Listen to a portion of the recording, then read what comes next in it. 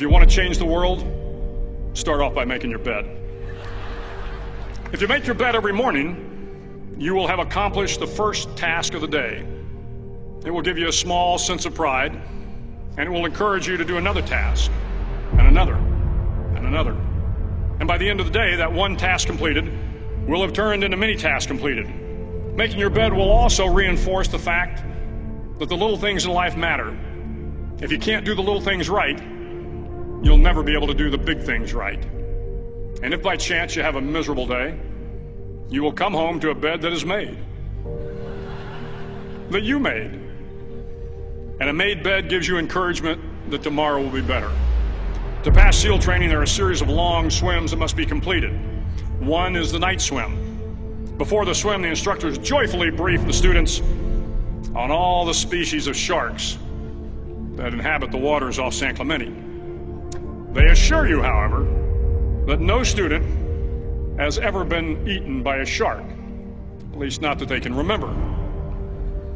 But you are also taught that if a shark begins to circle your position, stand your ground. Do not swim away. Do not act afraid. And if the shark, hungry for a midnight snack, darts towards you, then summons up all your strength and punch him in the snout, and he will turn and swim away.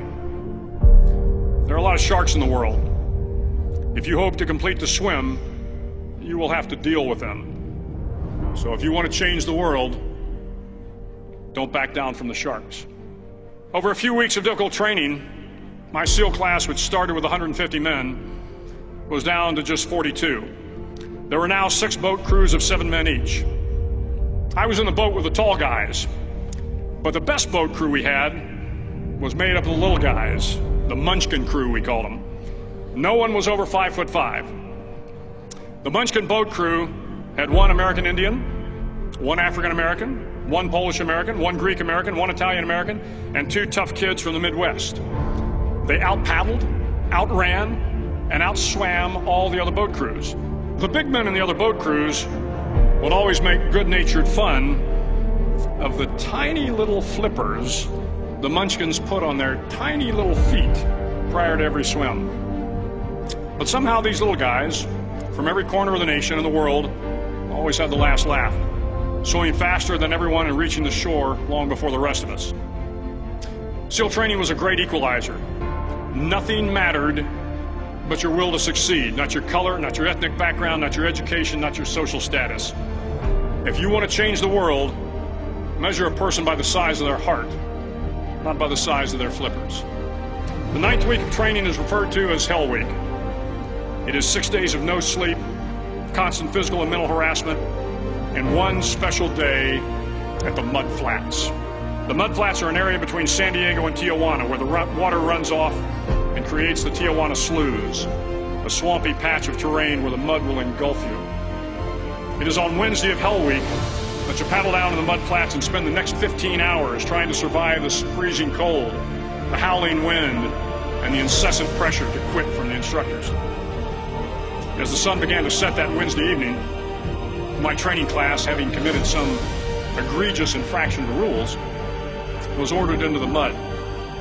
The mud consumed each man till there was nothing visible but our heads. The instructors told us we could leave the mud if only 5 men would quit.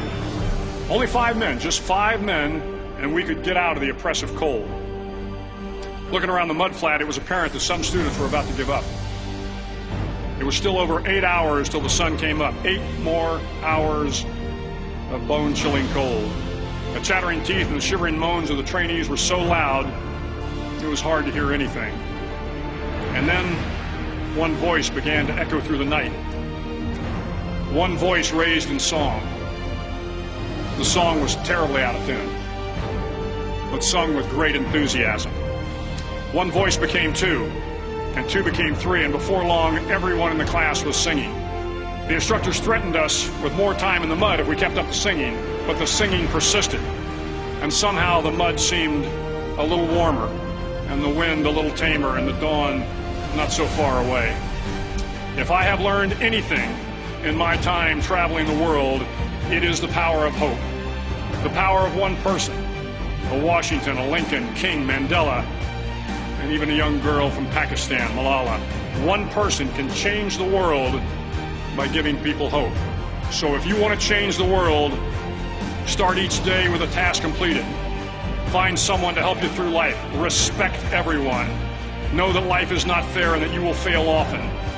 But if you take some risks, step up when the times are the toughest, face down the bullies, lift up the downtrodden, and never ever give up.